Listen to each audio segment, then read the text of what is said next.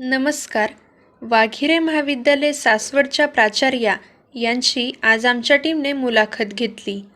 कोरोनाच्या पार्श्वभूमीवर महाविद्यालयातील बदललेलं वातावरण, विद्यार्थ्यांच्या शैक्षणिक बाबींसाठी केलेल्या उपाययोजना, विद्यार्थ्यांची बिघडत चाललेली मानसिकता या गोष्टींवर चर्चा करण्यासाठी वाघिरे महाविद्यालयाच्या प्राचार्या व प्रसिद्ध मानसोपचार तज्ज्ञ डॉक्टर सुषमा भोसले यांची घेतलेली ही मुलाखत. सुषमा भोसले या नावापुढे प्राचार्य डॉक्टर सुषमा भोसले हे नाव लागल्यापासून ते आतापर्यंत स्वयंची ओळख करून देताना आपण काय सांगाल? खरं तर सुषमा भोसले हे नाव माझं 1995 साली झालं. त्याच्यापूर्वी माझं नाव सुषमा जगताप होतं. मी प्राध्यापक म्हणून 1 ऑगस्ट 1993 साली माझ्या कारकिर्दीला सुरुवात केली आणि तत्पूर्वी मी MA क्लिनिकल सायकोलॉजीची सावित्रीबाई फुले पुणे विद्यापीठाची सुवर्ण पदक विजेती आहे. आणि त्याच्यानंतर लगेचच 2 वर्षात लग्न झाल्यानंतर मी सुषमा जगतापची सुषमा भोसले झाले. आणि अर्थातच लग्न झाल्यानंतरच्या ज्या काही गोष्टी असतात त्या सेटल करत असताना माझी जी PhD आहे आणि डॉक्टरची पदवी आहे ती मला तब्बल 2011 साली मी प्राप्त केली. कारण सांसारिक आणि माझ्या ज्या काही शैक्षणिक जबाबदाऱ्या होत्या त्याच्यामध्ये मी पूर्णपणे सहयोग दिलेला होता. 2011 मध्ये मी डॉक्टर सुषमा भोसले झाले. त्याच्यानंतर मी PhD करत असतानाच ठरवलेलं होतं की पोस्टडॉक करायची आहे, PhDचा पुढचा टप्पा. आणि मग त्यासाठी मी प्रयत्न करत होते कारण PhD करण्यासाठी मला 7 वर्षाचा कालखंड लागला. कारण मी मानसशास्त्रज्ञ होते त्यामुळे मला कुठलंही पुस्तकी कुठलं काम करायचं नव्हतं. त्यामुळे मी जो विषय घेतलेला होता तो असा होता की आत्ताच्या ताणतणावाच्या युगामध्ये सगळे एकाच प्रकारचं करिअर करत असतील तरी काहींनाच हार्ट अटॅक येतो आणि काहींना येत नाही. तर त्याच्या मागे काय घटक असतात? कारण आपल्याला सगळ्यांना माहिती की ओबेसिटी, कोलेस्ट्रॉल, व्यायामाचा अभाव इत्यादीमुळं आपल्याला हार्ट अटॅक येतो किंवा हार्टचं दुखणं होतं. पण या फिजिकल गोष्टींऐवजी म्हणजे शारीरिक घटकांव्यतिरिक्त मानसिक गोष्टींचा काही समावेश आहे का हे मला बघायचं होतं. त्यामुळे मानसिक ताण, आपलं व्यक्तिमत्व, आपली लाईफस्टाईल याचं कॉन्ट्रीब्युशन हार्ट अटॅक येण्यामध्ये किती आहे असा माझा विषय असल्यामुळे ते काम करायला मला तब्बल 7 वर्ष लागली. आणि मग हे सगळं लक्षात घेऊन जेव्हा 2011ला मला PhD ही पदवी मिळाली त्याच्या पूर्वीच मी पोस्टडॉकसाठीची तयारी करत होते. आणि माझ्या सुदैवाने मी भारताबाहेरच्या 5 देशांमध्ये पोस्टडॉकसाठी अप्लाय केलेलं होतं.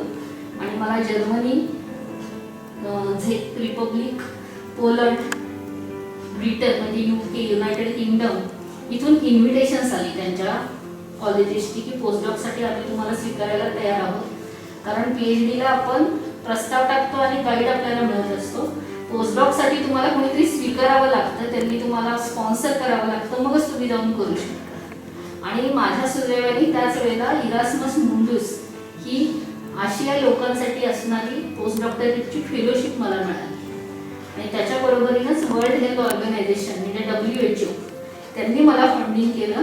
आणि त्याच्यामुळे मी 2 वर्षासाठी पोस्टडॉक करायला युरोपमध्ये गेले. युरोपमधल्या 5 विद्यापीठांमध्ये मी पोस्टडॉक पूर्ण केली. पोस्टडॉकला जाण्यापूर्वी दुर्दैवाने माझा एक अपघात झाला आणि त्याच्यात माझे दोन्ही गुडघे निकामी झाले. पण अर्थात त्या विद्यापीठांच्या सहकार्यामुळे आपल्या महाविद्यालय, पुणे जिल्हा शिक्षण मंडळ, सगळे पदाधिकारी यांच्या सहकार्यामुळे मी पोस्टडॉक करायला जाऊ शकले. आल्यानंतर मी असं ठरवलं होतं की आपल्या सगळ्या महाविद्यालयांमध्ये लिफ्ट कुठेही नाहीये, सगळीकडे जिने आहेत. आणि माझ्या गुडघ्याच्या त्रासांमुळे जिने चढ उतार करणं मला शारीरिकदृष्ट्या सारखं शक्य होत नव्हतं. आणि मी ठरवलं होतं की आता आपण हे फील्ड सोडून घरात बसून काउन्सिलिंग किंवा इतर गोष्टी कराव्यात. पण संस्थेने मला सांगितलं तुम्ही प्राचार्य झालात तर बरं पडेल, तुम्ही एवढे शिकून आलेला आहात.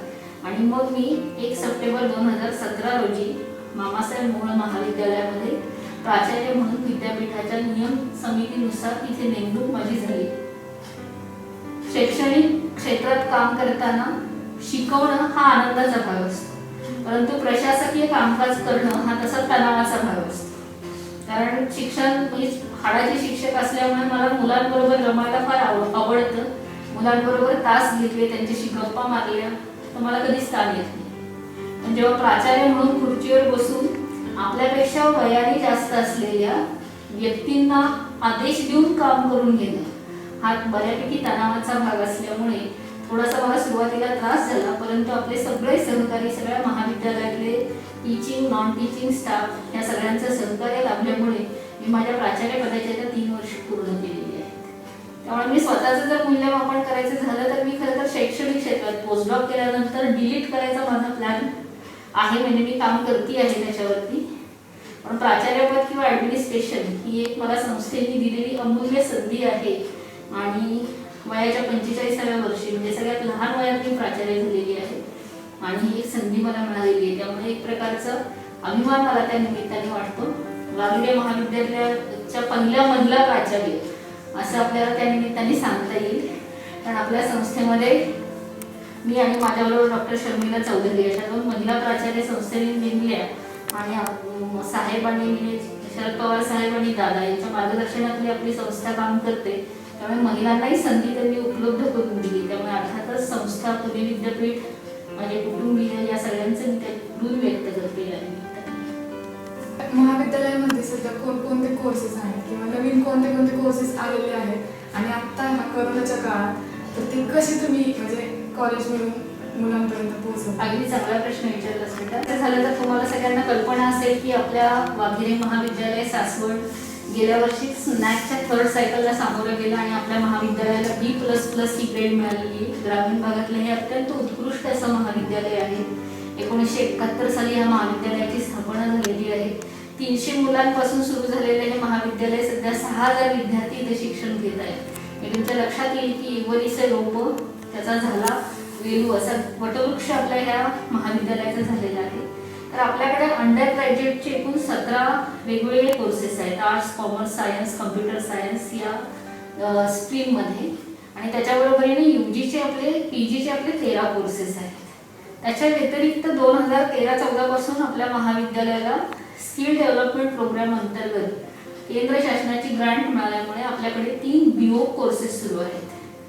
Food processing in BOC, retail management आहे आणि टुरिझमचा BOC आहे. त्याच्या व्यतिरिक्त 2 कम्युनिटी कॉलेजचे कोर्सेस आपल्याकडे उपलब्ध आहेत. ही माहिती आपल्या महाविद्यालयाच्या प्रॉस्पेक्टसमध्ये पण आहे आणि त्या पद्धतीने हा सगळे कोर्सेस आपले अत्यंत उत्तम रीतीने सुरू आहेत. कोरोनाचा हा कालखंड असला तरी सुद्धा आपल्या आता आजच्या दिनांक अखेर आपल्या 4500 ॲडमिशन्स विद्यार्थ्यांनी घेतलेले आहेत आणि मला त्यामुळे आपल्या सगळ्या विद्यार्थ्यांचं अभिनंदन करायचं, त्यांच्या पालकांचं अभिनंदन करायचं आहे. कारण पुण्यातल्या कॉलेजला अजून ॲडमिशन्स तशा फारशा होत नाही आहेत, पण आपल्या विद्यार्थ्यांनी हा जो महाविद्यालयावरती विश्वास दाखवलेला आहे त्याच्यामुळे नक्कीच आमची जबाबदारी ही अजून जास्ती वाढलेली आहे. नवीन कोर्सेस यावर्षी आपण फारसे सुरू करू शकत नाही कारण शासनाचे तसे प्रस्ताव नाही आहेत, पण आहेत ते कोर्सेस आपण चांगल्या पद्धतीने रन करण्याचा निश्चितच प्रयत्न करतोय. म्हणजे तुमच्या माहितीसाठी की BOC फूड प्रोसेसिंग हा खूप नवीन चांगला कोर्स आहे आणि हे जे सगळे BOCचे कोर्सेस आहेत हे स्किल डेव्हलपमेंटचे आहेत आणि ह्याचं 100% प्लेसमेंट आहे. त्यामुळे ह्या वर्षी आपण मेरिट लिस्ट नाही लावलेली, पण मला खात्री आहे की अजून 2 वर्षानंतर BOCला आम्हाला ॲडमिशन द्या अशी म्हणण्याची वेळ निश्चित येऊ शकते, कारण अत्यंत उत्तम रीतीने ते कोर्सेस रन केले जातात आपल्या महाविद्यालयातर्फे. मुलांचं 100% प्लेसमेंट आहे आणि स्किल डेव्हलपमेंट असल्यामुळे मुलांची कौशल्य त्यामध्ये विकसित होतात. म्हणजे रिटेल मॅनेजमेंटचे आपले सगळे MOU मॉल बरोबर आहेत. फूड प्रोसेसिंगसाठी आपण जेजुरी आणि बारामती MIDC मधल्या ज्या फूड प्रोसेसिंग इंडस्ट्रीज आहेत त्यांच्याबरोबर MOU करतो आहोत. कोरोनामुळे थोडासा टुरिझमला फटका बसलेला आहे, पण आपला प्रयत्न आहे की मुलांना त्या पद्धतीने त्या सगळ्या गोष्टींसाठी व्यवसायासाठी नीट प्रवृत्त करायचं आहे. त्यामुळे अर्थातच महाविद्यालय पूर्णपणे शैक्षणिक पातळीवरती विद्यार्थ्यांचा उत्कर्ष कसा होईल या दृष्टीने प्रयत्न करत आहे. कोरोनामुळे शिक्षण क्षेत्रावरती काही परिणाम झाला आहे का आणि असेल तर यावरती नवीन उपाययोजना काय असतील असं क्षेत्रावर काय सगळ्या जगावरतीच खूप प्रतिकूल परिणाम झालेला आहे आणि 22 मार्च 2020ला सगळा भारत लॉकडाऊन झाला आणि हा अचानक धक्का पचवायला सुद्धा आपल्याला सगळ्यांना खूप वेळ लागला, कारण परीक्षांचे दिवस होते, FYच्या परीक्षा सुरू होत्या, पुढच्या वर्गांच्या प्रॅक्टिकल परीक्षा सुरू होत्या आणि अचानक सगळं ठप्प झालं आणि हे सगळं थांबून ऑगस्ट-सप्टेंबरमध्ये सुरू होईल असं वाटत होतं, पण आपल्यालाही आता सध्या परिस्थिती दिसते की उलट भारतामध्ये कोरोनाचा उद्रेक जास्ती वाढलेला आहे. आपण जेव्हा जिल्ह्यातले आहोत पुणे आणि पुणे जिल्हा हा देशात नंबर 1 वरती कोरोनाचे पेशंट्स असलेला दुर्दैवाने सध्या दिसतो आहे आणि त्याच्यामुळे अर्थातच कोरोनाचे नकारात्मक परिणाम झालेले तसं आपल्याला म्हणता येईल. पण मी मानसशास्त्रज्ञ असल्यामुळे काही सकारात्मक गोष्टींकडे बघते की कोरोनाने आपल्याला समजून दिलं की पूर्वी आपण किती कमी गोष्टींमध्ये कमी गरजांमध्ये राहत होतो. लोकमान्य टिळकांनी जेव्हा गणेशोत्सव सुरू केला तेव्हा तो समाज प्रबोधनासाठी होता. आजकालच्या काळात अलीकडच्या काळात तो एक मोठा इव्हेंट झालेला होता आणि विसर्जन मिरवणुका म्हणजे पोलिसांना ताण इतर गोष्टींचं पण आपल्या लक्षात येईल की कोरोनाने आपल्याला दाखवून दिलं की अत्यंत पवित्र आणि शांततामय वातावरणात सण साजरा करता येतो. अत्यंत कमी गरजांमध्ये आपण राहू शकतो. अत्यंत उत्तम रीतीने आपण आहे त्या गोष्टी आनंदाने जगू शकतो. कारण तुमची वाहनं बंद होती लॉकडाऊनमुळे, तुमचे कपडे कपाटात तसेच पडून राहिलेले होते, तुमच्या सगळ्या गोष्टी तशाच होत्या. म्हणजे तुमच्या लक्षात येईल की ज्या गरजेच्या गोष्टी तेवढ्याच आपण वापरत होतो. तर आपला हव्यास आपण कमी करण्यासाठी ह्या सगळ्या गोष्टी लक्षात घेतल्या तर कोरोनाने आपल्याला जगायला शिकवलेलं आहे आणि ताणतणाव बाजूला ठेवून आनंदाने जगण्यासाठीची मदत कोरोना करतो आहे. शैक्षणिक क्षेत्रात परिणाम झालाय का तर निश्चित झालेला आहे. कारण आपल्या सगळ्या गोष्टी ज्या आहेत ग्रामीण शहरी भाग आहेत. ऑनलाईनच्या सगळ्या गोष्टी आता बोलल्या जात आहेत पण त्याच्यातल्या अडचणी भरपूर आहेत. पण प्रतिकूल परिणाम झालाय हे मात्र मी निश्चितपणे म्हणू शकते. ओके मॅम, आजकालचं जग खूप फास्ट, स्मार्ट आणि कन्व्हिनियंट झालं आहे. लेक्चर्स ऑनलाईन होतात आणि आता पेपर देखील ऑनलाईन होणार आहे. टेक्नॉलॉजीमध्ये दिवसेंदिवस बदल होत असतो. मग तुम्हाला काय वाटतं की ग्रामीण भागातील विद्यार्थ्यांपर्यंत या टेक्नॉलॉजी पोहोचत नाही की त्याचं नॉलेज त्यांना कमी पडतं? चांगला प्रश्न विचारलास तू बेटा. खरं सांगायचं झालं तर आधुनिक तंत्रज्ञान हा 21व्या शतकाचा मूलमंत्रच आहे. परंतु तंत्रज्ञान किती वापरायचं आणि मनुष्यबळ किती आणि नाती कुठे ठेवायची हे कुठेतरी आपण त्याच्यामध्ये गॅप पडतोय, ते आपण विसरत चाललेलो. बाकीच्या देशांमध्ये मुळात लोकसंख्या कमी आहे आणि मनुष्यबळ जे आहे ते कमी असल्यामुळे यंत्रांचा वापर जास्ती होतो. आता हे जे कोरोनामुळे टेक्नॉलॉजी वापरली जाते तर ही आपल्यावरती अचानक लादली गेलेली, कारण आपल्याकडे तेवढ्या सुविधा नाही आहेत. मी तुमच्याही लक्षात येईल किंवा मी आज प्रिन्सिपल म्हणून काम करताना, प्राचार्य म्हणून काम करताना 1 जून पासून आपली 12वीचे ऑनलाईन तास सुरू झालेले आहेत. पण अडचण काय आली पहिली तर मुळात मुलांकडे स्मार्टफोन नाही आहेत सगळे. कारण तुम्हाला जेव्हा कुठलंही ॲप वापरावं लागतं ग्रुपवरती टीचिंग करताना, मग ते झूम असेल, गुगल मॅप असेल किंवा आपण आता महाविद्यालयातर्फे Moodle LMS आपल्या वेबसाईटवरती टाकलेले आणि त्या गोष्टी आपण करतो आहोत.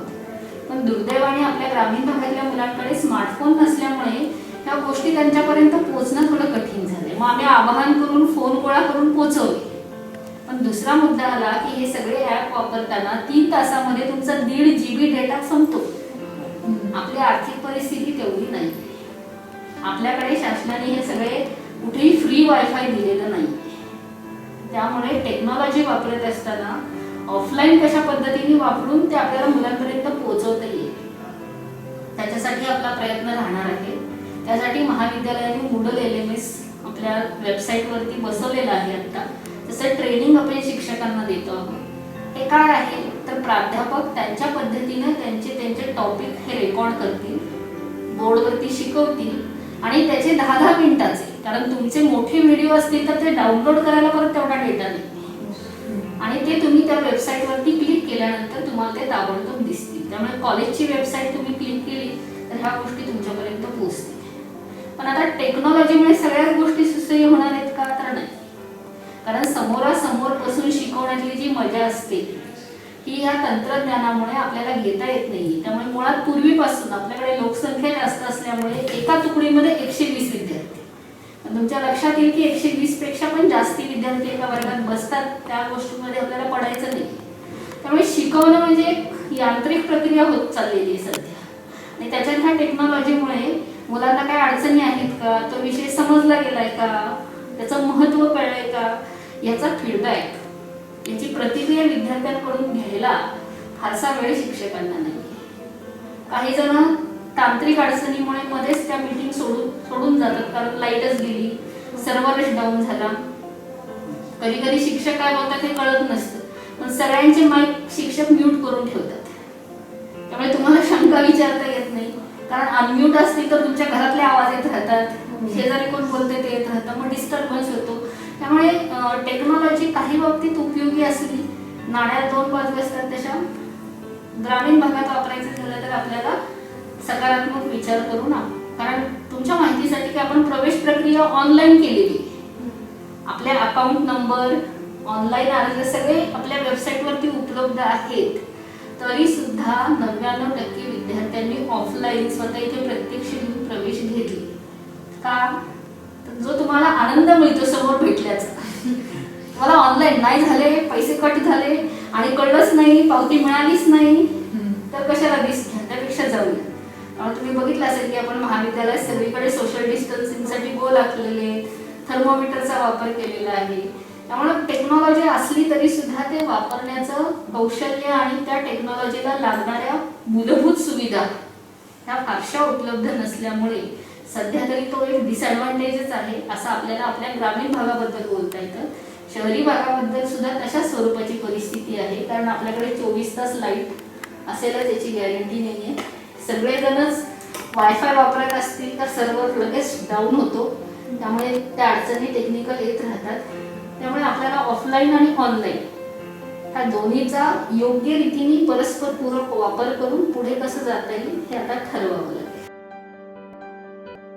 महाविद्यालयाच्या आणि महाविद्यालयातील विद्यार्थ्यांच्या भविष्यातील वाटचालीबद्दल तुम्ही काय सांगाल? त्या वाटचालीबद्दल बोलायचं झालं तर तुम्हाला मला एक आनंदाची बातमी सांगायला आवडेल की आपल्या महाविद्यालयाला स्टार DBT ही UGCची स्कीम पूर्ण शास्त्र विभागासाठी मंजूर झालेली आहे. 82 लाख त्याचा पहिला हप्ता आपल्याला मिळणार आहे आणि त्याच्यामध्ये रसायनशास्त्र, सूक्ष्मजीवशास्त्र, तुमचं वनस्पतीशास्त्र आणि प्राणीशास्त्र या 4 विभागांसाठी आपल्याला 10-10 लाख प्रत्येक विभागाला इन्स्ट्रुमेंट घ्यायला मिळालेली आहेत. तर ही जी स्कीम आहे त्याचं प्रेझेंटेशन मी फेब्रुवारीच्या 27-28 तारखेला दिल्लीला जाऊन केलेलं होतं आणि तिथे मी असं मांडलेलं आहे की आपलं महाविद्यालय ग्रामीण भागातलं आहे आणि तुमच्या सगळ्यांच्या माहितीसाठी की आपण नुसती डिग्री घेऊन तुम्हाला बाहेर नोकरीच्या मार्केटमध्ये कोणी विचारत नाही, कारण वेगळी स्किल्स, कौशल्य असणं तुमच्याकडे गरजेचं आहे. तर ह्या स्टार DBT मध्ये आधुनिक उपकरणं, परंतु त्याच्यावरती हँड्स ऑन ट्रेनिंग घेऊन तुम्ही तुमच्या विषयातलं नॉलेज तर मिळवणारच आहात, पण त्याच्या व्यतिरिक्त वेगवेगळ्या तुमच्या विषयाशी संबंधित असणाऱ्या नॅशनल इंटरनॅशनल कंपनीज असतील, काही युनिव्हर्सिटीजमधल्या फॅकल्टीज असतील, त्यांच्याशी तुमचा संवाद घडवून तुम्हाला तुमच्या पायावर उभं करण्यासाठी ही स्कीम खूप उपयोगी ठरणार आहे. त्यामुळे सायन्स विभागासाठीची ही भविष्यकालीन योजना तुमच्या लक्षात येईल की ही 5 वर्ष स्कीम ही आपल्याकडे आता उपलब्ध झालेली आहे आणि त्यामुळे आपण त्याच्यावरती आता काम करतो आहोत. त्याचे कोर्सेस आता म्हणजे तुमचे रेग्युलरच आहेत वर्ग, त्याच्यामध्येच ह्या सगळ्या गोष्टी होणार आहेत. दुसरा भाग जो आहे की आपल्या महाविद्यालयामध्ये 2014 पासून BVOC, बॅचलर इन व्होकेशनल ह्या गोष्टी सुरू झालेल्या आहेत. त्याच्यात food processing, retail management, GST tally ह्याच्यामध्ये आणि टुरिझम ह्याच्यामधले कोर्सेस आपल्याकडे उपलब्ध आहेत आणि त्याच्यासाठीची सुद्धा पुन्हा नवीन ग्रँट आपल्याला उपलब्ध झालेली आहे. त्यामुळे आपल्याकडे काही आधुनिक लॅबोरेटरीज आपण उभारणार आहोत मुलांना त्या शिकण्यासाठीच्या गोष्टींसाठी. त्याच्या बरोबरीनेच ज्या काही नवीन गोष्टी आहेत त्या सगळ्यासाठीचे प्रस्ताव आपण पाठवलेले आहेत, त्याचे फंड उपलब्ध होतील तसे तुम्हाला मुलांसाठी ते वापरले होते. त्यानंतर सर्वांगीण विकास होणं ही काळाची गरज बनली आहे. त्यासाठी आपल्या कॉलेजमध्ये NSS आणि NCC यांचे काही योजना तर आहेतच, पण त्याचबरोबर विद्यार्थ्यांनी पर्सनल लेवलवरती स्वतःचा सर्वांगीण विकास कसा करावा असं तुम्हाला वाटतं?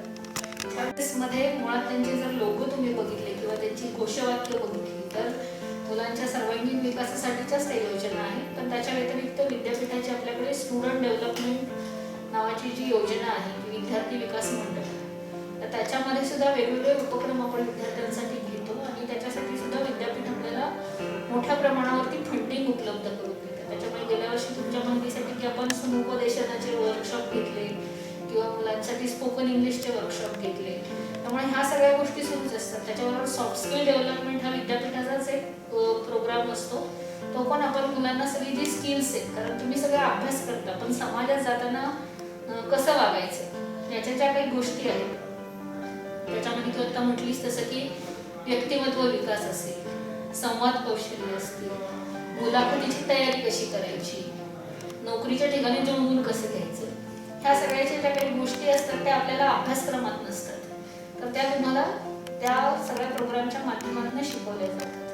आणि तू म्हणशील तर मी मुलांना सल्ला देईन की थोडंसं जरी मोबाईल आता वापरावा लागत असला कोरोनाच्या काळात, तरी पुस्तकांची साथ संगत थोडी जास्ती मिळवा, कारण पुस्तक हा कायम आपल्यासाठी मित्र असणार आहे आणि त्याच्यातून आपल्याला काही गोष्टी शिकता येतात. वाचलेल्या गोष्टी पुन्हा आपल्याला उजळणी करता येते, ती आपल्याला वागण्यातनं दाखवता येते. त्यामुळे प्रत्येकाने आधी आपल्याला आयुष्यात नेमकं करायचंय काय याचा विचार थोडासा करायला हवा, की मी हे करतोय हे कशासाठी. हा, आता काही जण म्हणतील मॅडम काहीतरी काय पैसा मिळवण्यासाठी, तर पैसा गरजेचा आहे का? आहे, पण पैसा हे साधन आहे, ते साध्य नव्हे. आणि तुम्हाला साध्य काय करायचंय आयुष्यात हे ठरवलं तर ते साधन म्हणून पैसा हा तुम्हाला उपलब्ध होत राहतो. पण तुम्हाला नेमकं करायचंय काय आणि कशासाठी याची तुम्हाला स्वतःची एक स्वजाणीव होण्यासाठी तुम्ही स्वतःशी संवाद साधत राहा. त्याच्यामध्ये आमच्यासारख्यांची मदत घ्या, जे तुमचे सिनियर्स आहेत किंवा बरोबरीचे आहेत त्यांच्याबरोबर तुम्ही या वेगवेगळ्या विषयांवरती चर्चा करा, म्हणजे मग ह्या गोष्टी तुम्हाला आपोआप कळत जातील. कारण नुसतंच आपण ठरवून होत नाही, त्याच्यावरती चर्चा पण झाली पाहिजे, त्याच्यावर चिंतन झालं पाहिजे. का करतोय हे स्वतःला पुन्हा वारंवार तपासून पाहिलं पाहिजे की हेच आहे का बदलायचं आहे.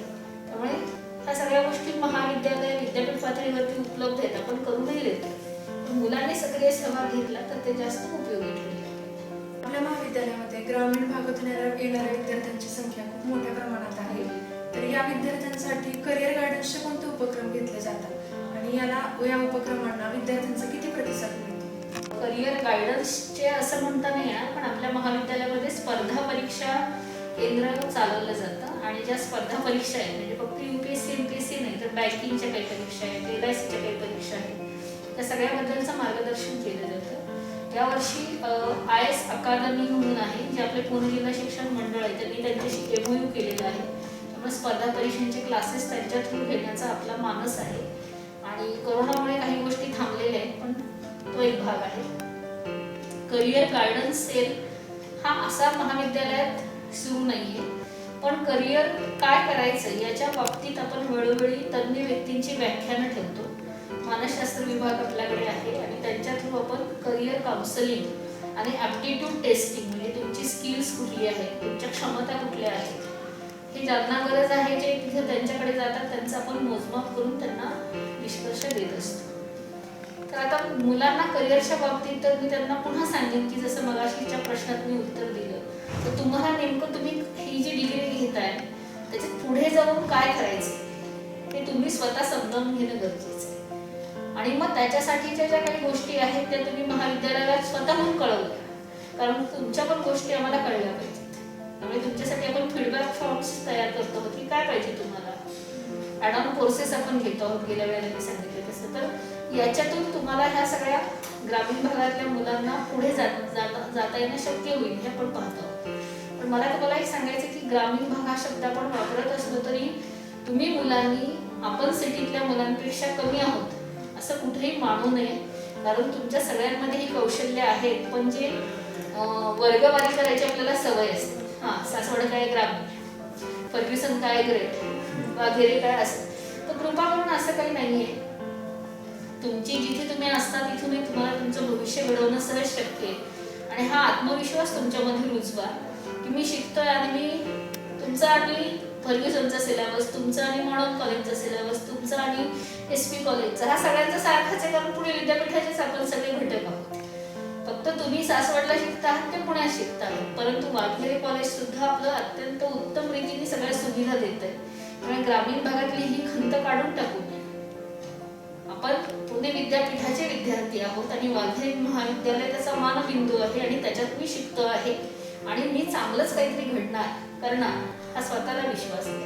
म्हणजे मग तुम्हाला तुमच्याबद्दलचा आत्मविश्वास वाटत राहील. नाही तर दरवेळेला मग आपण मागे पडतो की नको बाबा हे सिटीतले आहेत, त्याचं इंग्लिश चांगलं आहे, त्यांना अमुक येतं. तर तसं काही नाही, तुम्ही ह्या सगळ्या गोष्टींचा सराव करा, तुम्हाला ह्या सगळ्या गोष्टी जमण्यासाठी. तर त्यासाठी आधी स्वतःवर स्वतः विश्वास ठेवा, हे मी तुम्हाला प्रामुख्याने सांगते. आपल्या महाविद्यालयामध्ये येणाऱ्या मुलींच्या सुरक्षिततेसाठी महाविद्यालयाने कोणकोणत्या उपाययोजना पेक्षा जास्त आहे हे मी तुम्हाला सांगायला आवडेल. आणि ही संख्याच दर्शवते की मुलींचा विश्वास आहे महाविद्यालयावरती आणि महाविद्यालयाकडून या सगळ्या गोष्टींची सुरक्षितता घेतली जाते. एकदम महिला प्राचार्य आहेत, महिला शिक्षकांची संख्या जास्ती आहे. आणि दुसरा महत्त्वाचा भाग की आपल्याकडे मुलींच्या समस्या सोडवण्यासाठीच्या कमिट्या ह्या नेमल्या गेलेल्या आहेत. त्याच्यामुळे त्या माध्यमातून मुलींना पण मदत करत असतो. विशाखा कमिटी जी सरकारी नियमानुसार आहे ती नेमलेली, तुम्ही आपल्या केबीच्या बाहेर बघितलं तर त्या कमिटीला मेंबर्सची नावं तुम्हाला दिसतील. अँटी हॅरॅशमेंट, अँटी रॅगिंग ह्या कमिट्यांची नावं आपण तिथे बाहेर लावलेली आहेत, त्याचे फोन नंबर लावलेले आहेत. आणि आपल्या महाविद्यालयामध्ये मुलं आणि मुली असा भेद फारसा न करता एक चांगला माणूस घडवण्यासाठी आपण प्रयत्न करतो. त्यामुळे आपोआपच ह्या सगळ्या आपल्या करिक्युलममध्ये किंवा जे काही आपलं वातावरण आहे त्याच्यामध्ये मुलींना सुरक्षित वाटतं आणि सुरक्षिततेची काळजी ही अत्यंत योग्य रीतीने घेत असल्यामुळे ॲडमिशनची संख्या जास्ती आहे. आणि अर्थातच त्यामुळे मुलींची संख्या जास्त असल्यामुळे मुलींना इथे सुरक्षित वाटतं आणि त्या संख्येवरूनच आपल्याला दिसतंय की हे सुरक्षित आहे म्हणून मुली इथे येत आहेत. त्यामुळे काळजी म्हणजे आपण घरच्यासारखं वातावरण ठेवतो असंच मला शुभम सांगावं लागेल. पासून सर्वच विद्यार्थ्यांचे शेड्यूल बिघडले. म्हणजे रोज कॉलेजला येणं, लेक्चर्स अटेंड करणं, कट्ट्यावर जमवून मित्रमैत्रिणी गप्पा मारणं हे सगळेच मिस करतात. आणि आता ह्या अशा वातावरणामुळे सगळे अस्वस्थ झालेत. मग तुम्ही यावर काय बोलता? खूप छान, मुलींचंच नाही सगळ्यांचंच आपल्याला शेड्यूल बदललेलं दिसेल. कारण करोना इतका अकस्मात आला की धाडदेशी लॉकडाऊन झालं आणि सगळं एकदम ठप्प झालं. त्याच्यामुळे आपल्याला सुरुवातीला 8 दिवस बरं वाटलं की चला मस्त घरात सुट्टी. पण आता लक्षात आलंय की कोरोनाबरोबर आधी आपण म्हणतो कोरोनाला हरवायचे, कोरोनाबरोबर लढायचे आणि आता आपण म्हणतो कोरोनाबरोबर राहायचे. त्याच्यामुळं शंकाच नाही की करोनाचा सर्वच गोष्टीवरती खूप परिणाम झाला आहे. त्याचबरोबर विद्यार्थ्यांवरती पण याचा खूप मोठा परिणाम झाला आहे. त्यामुळे काही विद्यार्थी डिप्रेशनमध्ये पण गेले. तर त्या विद्यार्थ्यांना तुम्ही काय शिकवा? काय ना, मी एक फक्त करेक्शन करेल की डिप्रेशन म्हणजे औदासीन्य आणि फ्रस्ट्रेशन जे आहे ते म्हणजे काही गोष्टींमुळे आपल्याला अस्वस्थपणा येऊन चिडचिडेपणा आणि नैराश्य वाटतं. त्यामुळे डिप्रेशन हा एक मानसिक आजार आहे आणि तुम्ही सगळेजण अनुभवताय ते फ्रस्ट्रेशन आहे. आणि फ्रस्ट्रेशन जितकं गंभीर होईल तितकं ते नैराश्यात तुमच्या जाऊ शकतं. तुम्ही आता उदास आहात, गंभीर रीतीने उदास आहात की हे काय चाललंय, पुढे भविष्य काय आहे, आमच्या परीक्षा कशा होणार आहेत, हे असेच क्लास असतील तर आमच्या करिअरचं काय होणार आहे, अमुक काय होणार आहे. पण मी तुम्हाला सांगेन की चिंता करून प्रश्न सुटत नाही. कारण जे भविष्यात आहे ते आपल्याला माहिती नाही. त्याची काळजी करून त्या गोष्टींबद्दल ज्या अजून घडलेल्याच नाहीयेत त्याच्याबद्दल काळजी करून तुम्ही तुमची मनस्थिती बिघडवता. त्यामुळे मी तुम्हाला सांगेन की आजचा दिवस काय आहे याच्याकडे लक्ष दिलं पाहिजे की अरे तरी बरं आता मला इंग्लिश माझं सुधारता येईल असं जर तुम्ही म्हटलात तर तुमचं इंग्लिश तुम्ही सुधारू शकता. परीक्षा काय होतील त्या होतील, ते तुमच्या एकट्याचेच होणार नाही. हा जो करोनाचा प्रश्न आहे हा जागतिक पातळीवरचा आहे. हा काय एकट्या सासवड शहराचा किंवा एकट्या तुमच्याचा नाही. तुमच्याबरोबर लाखो जण ह्या गोष्टींना सामोरे जातात. त्यामुळे जे सगळ्यांचं होईल ते तुमचं होईल ही तर वस्तुस्थिती.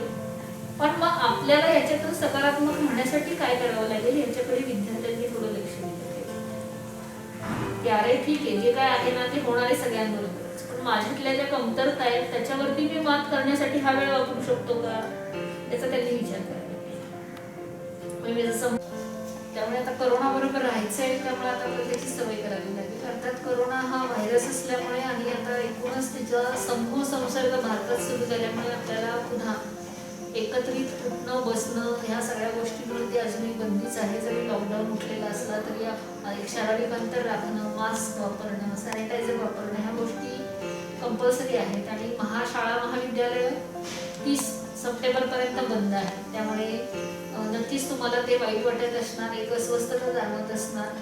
या सगळ्या गोष्टी खरंच अगदीच प्राचार्य ह्या नात्याने मला सुद्धा स्वतःला ते वाईट वाटतं आहे आणि तुमची मनस्थिती मला समजू शकते. परंतु आता आपल्याला जर ह्याच्यातून बाहेर पडायचं असेल तर सध्या आहे त्या परिस्थितीला तोंड देऊनच आपल्याला त्याच्यातून बाहेर पडायचं आहे. त्यामुळं जर पुढे काही चांगलं करायचं असेल तर काही गोष्टींवरती आपल्याला पाणी सोडावं लागतं. हे जे आपण म्हणत असतो त्या पद्धतीनं आता आपण ह्या परिस्थितीकडे पाहावं लागेल. किती अस्वस्थ वाटत असलं, किती वाईट वाटत असलं तरी करोना आहे म्हणून आपण घरात राहतो आहोत. एकदा महाविद्यालय सुरू झाले की पुन्हा तुम्हाला त्या सगळ्या गोष्टींचा आनंद घेता येईल. पण दुसराही भाग मी तुम्हाला सांगेन की तुम्ही ऑनलाईन तुमची लेक्चर सुरू आहेत त्या पद्धतीने तुमचे ऑनलाईन ग्रुप्स करून तुम्हाला काही ॲक्टिव्हिटी करता आल्या, त्याच्यातून काही उपक्रम राबवता आले तर तुम्ही नक्की सकारात्मक असा विचार करा त्याच्यातून. हा पहिला भाग. दुसरा भाग कित्येक वेळेला असं होतं तुमचं की बरोबर असताना काहीच तुम्हाला बोलायला आठवत नाही आणि घरी गेल्यावर तुम्हाला बऱ्याच गोष्टी सांगायच्या असतात मित्रमैत्रिणींना.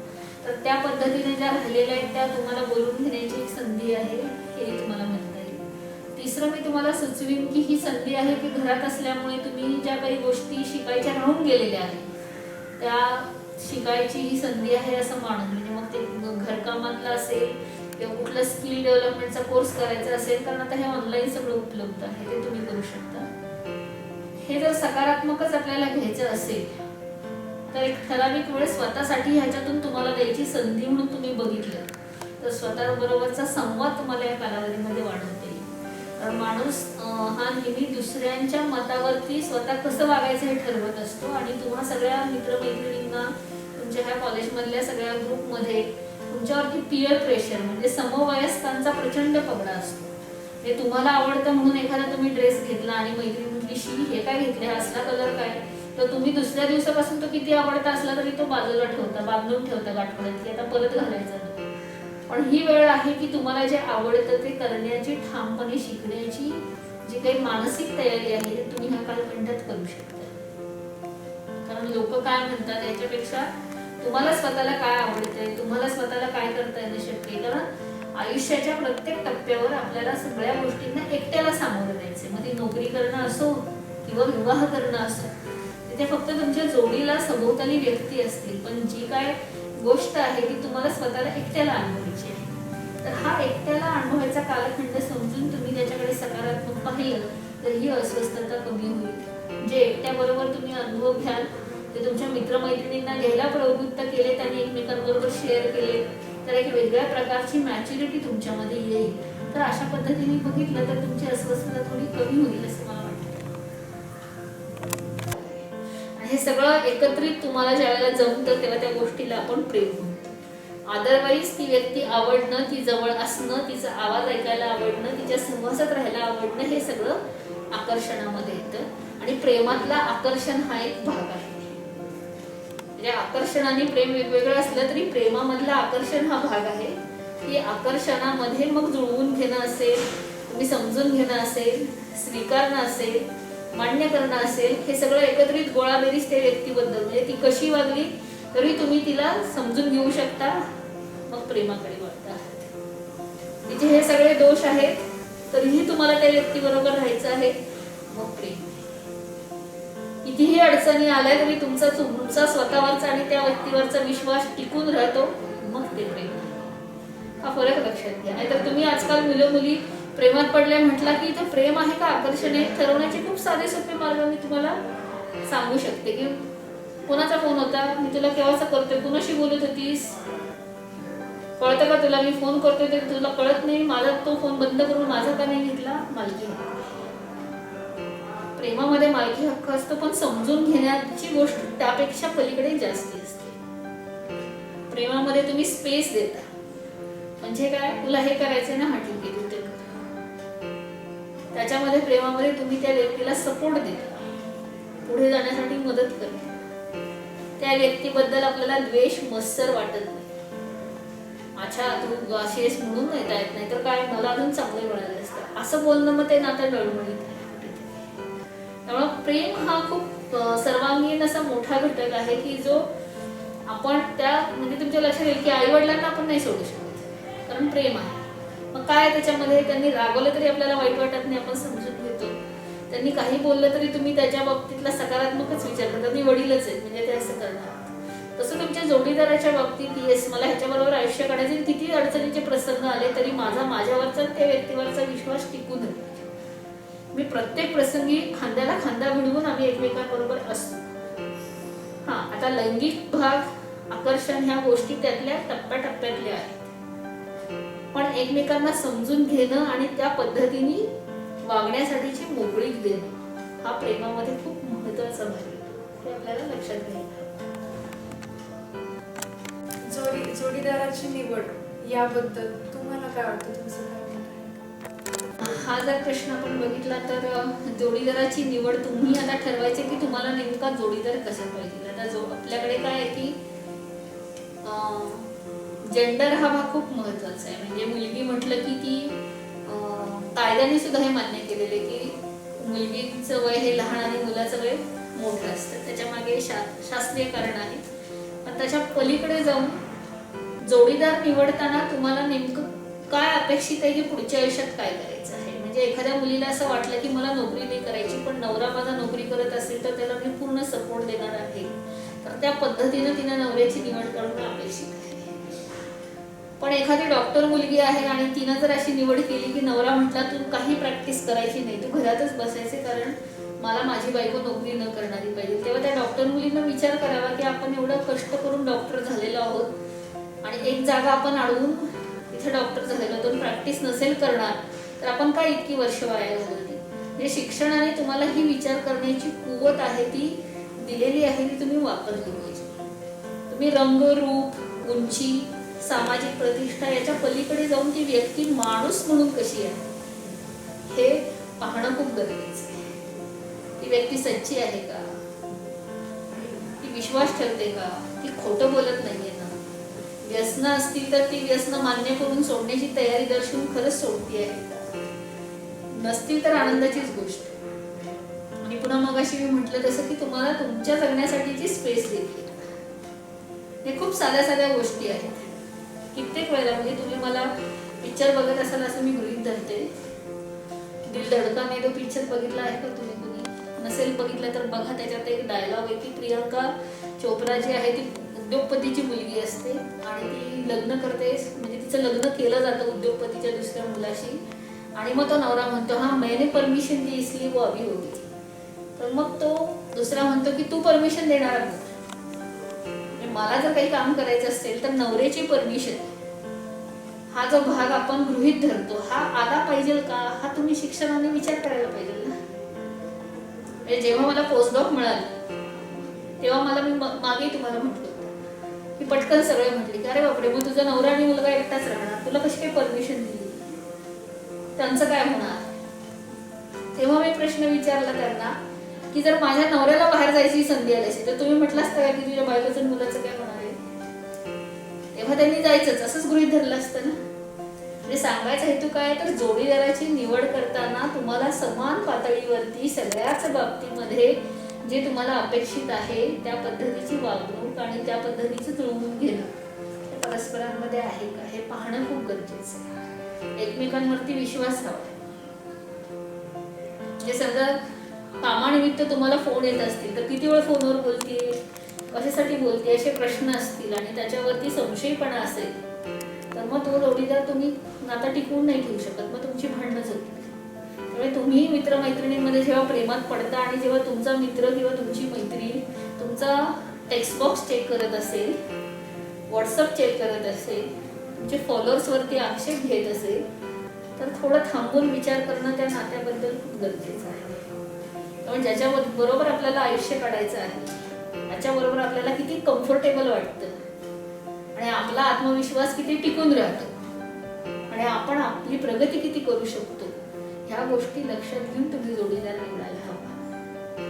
कारण बऱ्याच वेळेला तुम्ही आजूबाजूला बघत असाल की अपमानास्पद बोलले, तुला काय कळते का बस, बायकांनी चुलीपुढंच ज्ञान पाजळावं, बायकांनी अमुकी करू नये, किंवा बायकांचे जोक्स तुम्ही बघता किती फिरत असतात. त्यामुळे आपण ठरवायचे की आपल्याला नेमकं कशा पद्धतीने जगायचे, की खूप दागिने घालून नवरा कुठेही गेला तरी चालणार असेल, खुशाल त्या पद्धतीने जोडीदार निवडावा.